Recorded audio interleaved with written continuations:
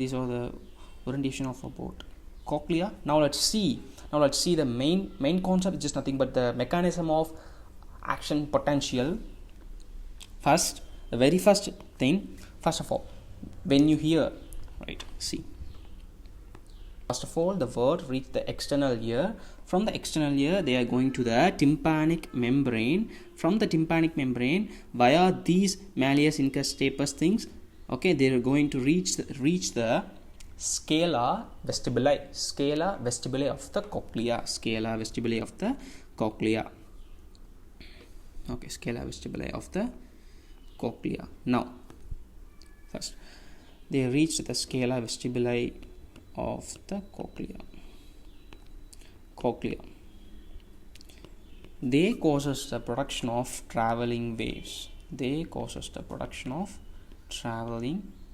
Okay, these traveling waves. Okay, let us consider she heard a loud sound. Okay, loud sound, which means low frequency and a high amplitude, loud sound. Okay, and this loud sound, what is going to do is, first the basilar membrane, because it was a loud sound which has low frequency, the apex is going to vibrate. Okay, the apex is going to vibrate like this. The apex is going to vibrate like this. Okay, back and forth is going to vibrate, and this causes a shearing effect between the inner hair cells and the tectorial membrane, right? It causes the shearing effect between the, okay, this causes a shearing effect between the inner hair cells and the tectorial membrane. This causes a shearing effect between the inner hair cells and the tectorial membrane like this. Okay, just like this. Okay, there are mechanically sensitive cationic channels are present, right? Now the next step is they are just going to slide on this long stereocilia. Because of the shearing effect between the inner hair cells as well as the tectorial membrane. So this causes the opening of the mechanical sensitive cationic channels. Okay, and because of the opening of these channels, the potassium ion as well as the calcium ions are going to enter into this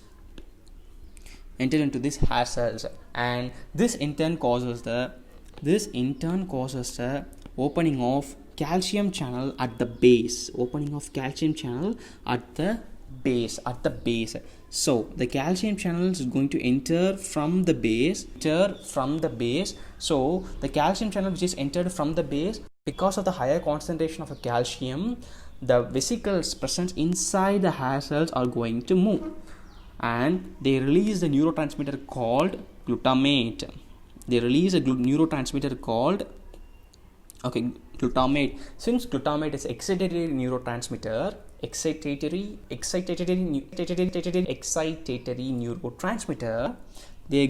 they have a positive effect on the peripheral process of the spiral ganglion. The nerves, these are nothing but the nerve fibers. Okay, they are going to have a positive effect, which is nothing but they're going to stimulate these nerve fibers, which are actually synapsed at their base. Okay, they are nothing but the peripheral process of the spiral ganglion. As you see here, because of the shearing effect, the smaller stereocilia is going to slide on the longer stereocilia. This causes the mechanically sensitive cationic channels. Nothing but the potassium channels are actually opened. So the potassium concentration is going to be increased inside the hair cells. In turn causes the opening of calcium channels at the base. So the calcium concentration inside the hair cell is actually increased. This causes the movement of vesicles, and they're going to release a neurotransmitter called glutamate. Since it was excitatory neurotransmitter, this is going to excite the peripheral process of the spiral ganglion. From the peripheral process of going to the spiral ganglion, they are nothing but they are actually present in the modulus. From the spiral ganglion, the central process of the spiral ganglion, they are going to the dorsal, ventral, cochlear nucleus. Okay, here's the trick. They are going to the dorsal and the ventral cochlear nucleus. So the dorsal pathway is actually it's a good one. They are going to, they are not going contralaterally. Okay, they are just passing ipsilaterally. We will see the diagram. Just cope up with me for now. But the ventral pathway, they are the bad guy. They are the bad guy. Okay, they are going to pass contralaterally. Okay, they are going to actually pass us contralaterally. So if it left means they are going to right. If it's right means they are going to left. Okay, so they are going to pass us contralaterally, and they are going to synapse at a point called superior olivary complex. Okay, superior olivary complex. From the superior olivary complex, you should be noted that the dorsal pathway is not going to synapse or have connection the superior olivary complex. The ventral pathways only had a connections with the superior olivary complex, and the dorsal pathway doesn't have any connections. So ventral cochlea, the ventral pathways, after reaching the superior olivary complex, they are going to join with the dorsal pathway. They are going to join with the dorsal pathway and form a lateral lemniscus, and they're going to form the lateral lemniscus. Okay, lateral lemniscus. From the lateral lemniscus, they are going to the inferior colliculus. They are going to the inferior colliculus, and it's so simple. Inferior colliculus. Then they are going to the medial geniculate body, and finally they are going to reach the primary auditory cortex, which is nothing but the area number 17. Now let's see the picture. It will be easy for you. From the cochlear nerve. Okay, cochlear nerve. They are going to the cochlear nuclei. They are going to the cochlear nuclei. This is the dorsal one, and this is the ventral one. Okay, the ventral one is a bad guy. They are passes contralaterally. The dorsal one is a good guy. Passes ipsilaterally. So they are going to synapse with. Superior olivary nucleus. Okay, after they synapsed with the superior olivary nucleus, they are going to join with. They are going to join with the dorsal pathway, and this bundle is nothing but the lateral lemniscus. See, lateral lemniscus. So from the lateral lemniscus, they are actually going to the inferior colliculus. From the inferior colliculus, they are going to the medial geniculate body. From the medial geniculate body, they are going to the primary cortex. I'm going to add some detail about the inferior colliculus as well as the superior olivary nucleus. Let's see. First of all, in superior olivary nucleus. Okay, the role of superior olivary nucleus is very simple. It is the first one going to analyze where the sound is actually coming. It means, look at here, he is actually speaking right. So the superior olivary complex is the one which is going to localize the sound where it comes from the right ear or left ear. For our purpose, for instance, we are going to take the right ear. Okay, so the superior olivary complex is going to analyze where the sound reached the right ear first or the left ear.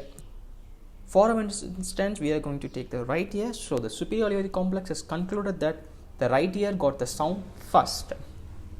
This is the role of superior olivary complex, and there is a bundle. Okay, let's see the olivo-cochlear bundle. As I mentioned before, the outer hair cells, which is one which actually makes a close contact between the inner hair cells and tectural membrane. Okay, and these are get hyperpolarized or inhibited by a bundle called olivo-cochlear bundle. This olivo-cochlear bundle is actually from the superior colliculus. Okay, see, from the superior colliculus, superior olivary complex. From the superior olivary complex, they are going to the cochlea. Okay, they are going to the cochlea, and they are going to hyperpolarize the outer hair cells. Okay, as a result, they becomes elongated. Contact between the inner hair cell and the tectorial membrane has become very much decreased. Okay, this is about the superior olivary nucleus. Now let's see the inferior colliculus. Okay, inferior colliculus. The inferior colliculus has got two parts, guys, a peripheral part and a central part. Now let's see the peripheral part. First of all, it's very interesting. Peripheral part. The peripheral part got its input from, okay, it receives signals from superior olivary complex, spinothalamic tract. I will say what is this for? Spinothalamic tract and medial lemniscus. Medial lemniscus. Sorry, this is not superior olivary complex. This is superior colliculus. Received from superior colliculus. Okay, the spinothalamic tract and medial lemniscus, they are just for knowing the body position. Okay, knowing the body position, whereas a superior colliculus is for the visual. Okay, just see the video, I will explain it. Would you like to okay, as you've seen in this video, see this girl, right? This girl is here, and her body position, let us take her hand. Okay, her hand, the orientation of her hand, the angle of her hand, the tension in the tendons, and these informations are continuously going to the inferior colliculus by way of spinothalamic tract and medial lemniscus. Okay, and her visual, see her vision is actually towards this direction, right? And this visual information is going to the inferior colliculus by way of superior colliculus. Superior colliculus. Okay, this for visual and this is for body arrangement. I mean the body orientation. Yes, body orientation. Now the guy is actually scared that lady, right? Now the inferior colliculus got the information of our body parts, I mean the body orientation, from the medial lemniscus and spinothalamic tract, and the visual field information about the visual field information is got from the superior colliculus, right? Now the guy is actually scared that lady, right? The guy is actually scared that lady. So the output from the inferior colliculus is going to two areas. First one is the midbrain, and second one is to the vermal portion of cerebellum. Okay, vermal portion of cerebellum. Let's see. First, the midbrain, right? Okay, it going to the midbrain for attention and arousal reflex. See, now actually the guy is scared that lady. Okay, scared that lady. So she got some reflex, right? See her. She just protecting her by using her hands. This is done by the attention as well as arousal reflex. Okay, attention and arousal reflex by the midbrain. The portion of cerebellum is concerned with the body equilibrium. See, look at this lady. She also gets scared, but because of that cerebellum is very much good, she is actually standing. Her body equilibrium is maintained by the cerebellum, but the lady near to her, I mean her friend, because of her cerebellum is not much well developed, she is actually fell down. See, the body equilibrium is maintained by cerebellum, the vermal portion of cerebellum. Okay, now, and the final part, the lesions. What if primary auditory cortex is damaged? Okay, before we are going to see about this, let's see some basic arrangement. See, there are a lot of collaterals, I mean lot of communications occurring between these two ears, I mean right ear and left ear, right? There's a lot of communications between these two ears on their journey to the primary auditory cortex. So communication number 1 occur at the level of trapezoid body. Communication number 2 occur at the level of inferior colliculus. Communication number 3 occur at the level of medial geniculate body. So if the right primary auditory cortex is damaged means, okay, yes, is damaged means Okay, we get a slight, okay, the hearing loss is actually very slight because there's a numerous connections occur between the right as well as left, right auditory cortex, left auditory cortex, and the pathway got numerous connections between them at the level of trapezoid body, inferior colliculus, medial geniculate body, right? So because of the numerous connections, if any one of the cortex is damaged, means the hearing loss will be very low. So for primary auditory cortex, if it's damaged, it means the hearing loss will be very slight. Hearing loss will be very slight because it has numerous connections during the journey to the primary auditory cortex. Okay. If secondary auditory cortex is damaged, means we can't able to understand. I mean, we can able to hear, but we can't able to understand. Let's see the video. You will get the clear idea. Those rats tell me, har tabush crack oikinim bomla. Like that it will be, and this case is called the receptive aphasia. Receptive aphasia. You can actually hear, but you can interrupt the meaning of that voice, interrupt the meaning of the language, or whatever. And yes, we are done. Thank you for watching this video. If you all like that, if you got any